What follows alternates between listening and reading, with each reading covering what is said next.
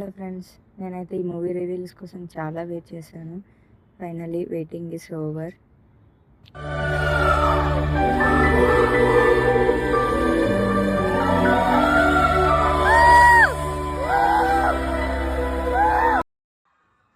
నేను చాలాసార్లు అనుకున్నాను ప్రభాస్ ఏదైనా మూవీకి వెళ్ళాలని. కానీ ఏదో ఒక వర్క్ ఉండి వెళ్ళకపోయా. అండ్ నా బర్త్‌డే రోజు ఈ మూవీకి వెళ్ళడం నాకు చాలా హ్యాపీగా ఉండే. అండ్ నా ప్రభాస్‌ని బిగ్ స్క్రీన్ మీద చూసేసరికి అండ్ ఆ మ్యూజిక్‌కి నాకైతే గూస్ బంప్స్ వచ్చేసాయి ఫ్రెండ్స్. అండ్ మూవీ అయిపోయాక బయటకొచ్చేసరికి వెదర్ అయితే చాలా బాగుండే ఫ్రెండ్స్. రెయిన్ కూడా వచ్చింది.